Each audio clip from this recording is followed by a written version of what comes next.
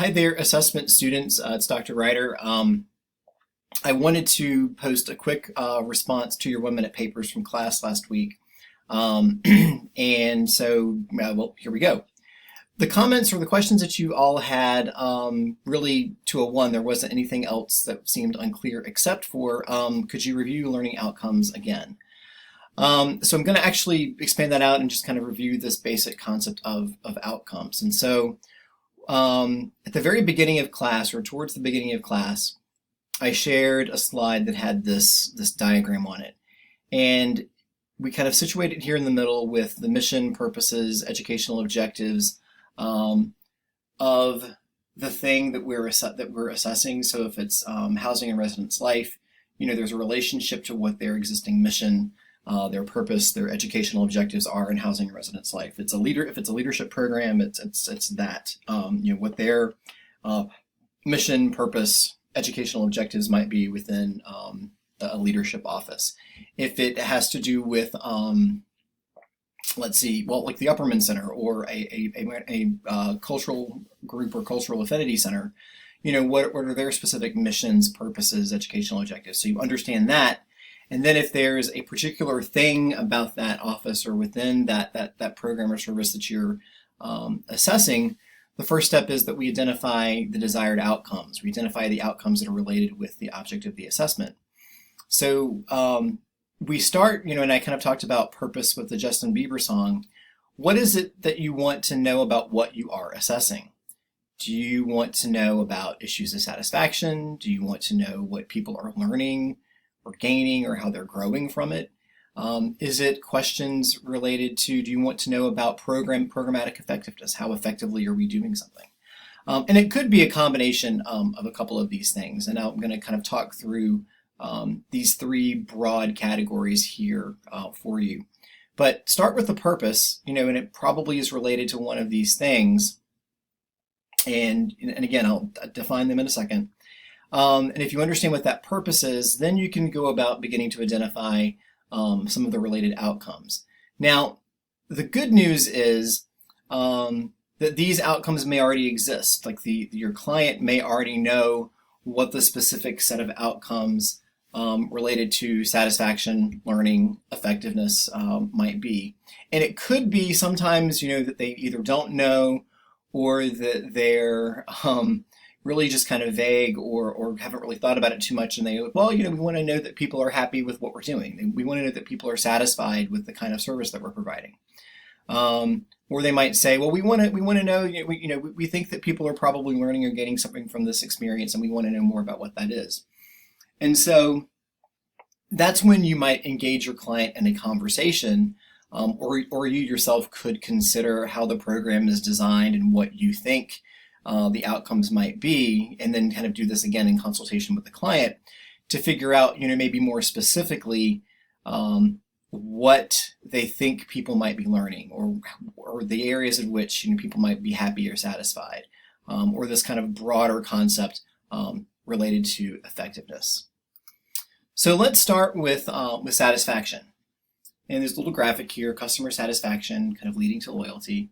And when we talk about satisfaction, pretty simple, happiness or enjoyment with the product, with the service, with how we are treated. It could be something about wait times, we don't have to wait very long. The people who are providing the service to us are able to anticipate our needs. They address our needs. We don't have to kind of ask twice. We don't have to, do a lot of guesswork. It's, a place where we go and, we feel well treated. We get what we want, when we have a good experience, and then we kind of go off.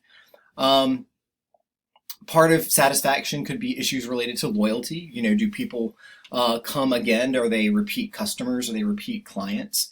Do they tell friends? Do they refer folks to that service? And of course, in a business sense, this is very important because it's how some businesses really kind of begin to gain new clients or new customers. Because people repeat, or they tell a friend, and so their business grows.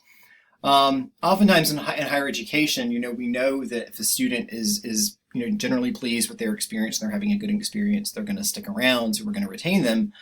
But we might be interested in developing affinity. If someone is particularly satisfied or pleased with their experience, we might be developing While telling a friend or other folks that might then apply to the institution, a sense of kind of choosing this place again over other options for education, and then specifically generating some loyalty in our alumni and attracting future donations, and that kind of thing. But satisfaction is really one of the more basic things that you might be assessing for. So it's kind of why I positioned it first.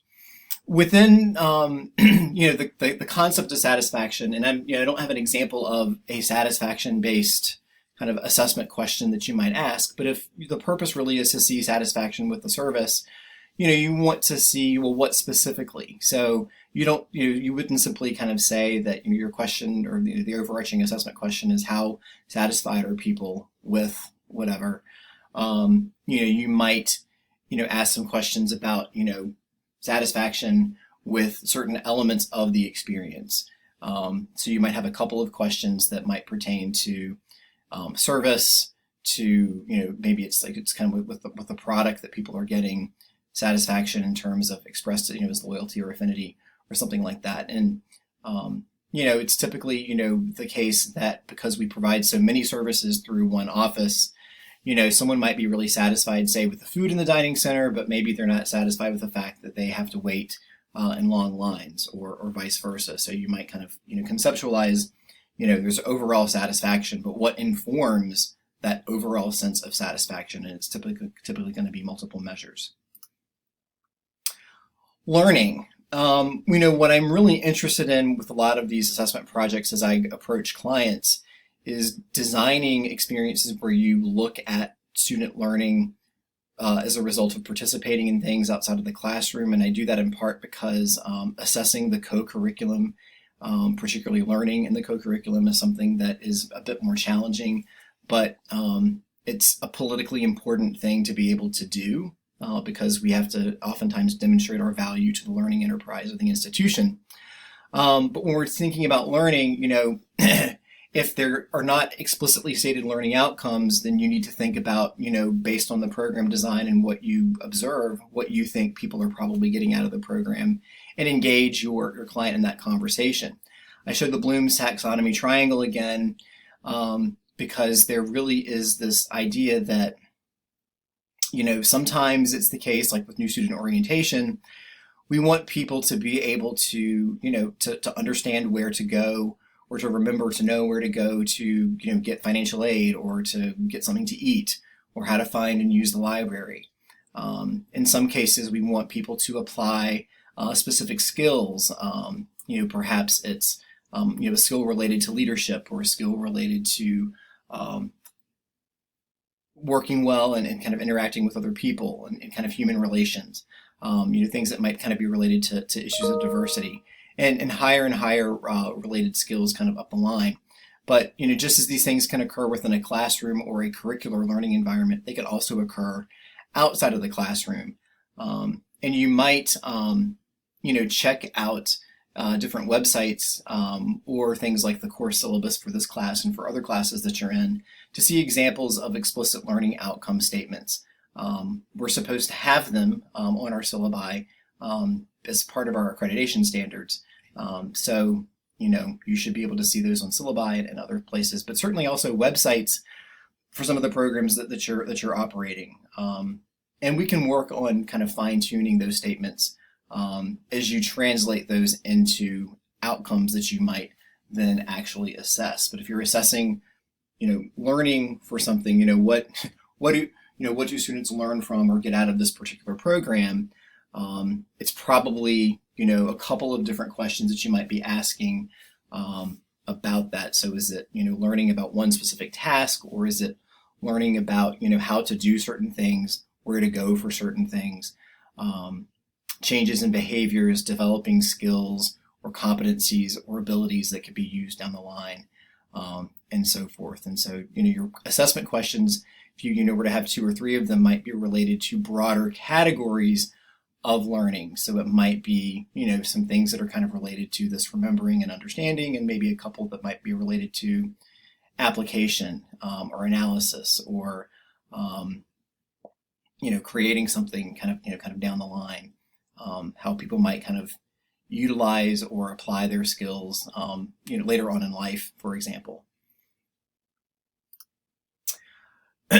So in effectiveness, if that's kind of what you're doing, it's typically certainly multidimensional, and you're looking at kind of more than one measure of effectiveness with a program or with an experience. And so if you kind of do any sort of external reading on this, typically when we kind of talk about effectiveness in an educational setting, we're at very least kind of talking about, did it have the desired effect, which is classic definition of effectiveness in terms of learning or a change in behavior, satisfaction, perhaps it could be retention or persistence. So effectiveness could have some outcomes and then some assessment questions related to this notion of having the desired effect related to learning or changes in behavior.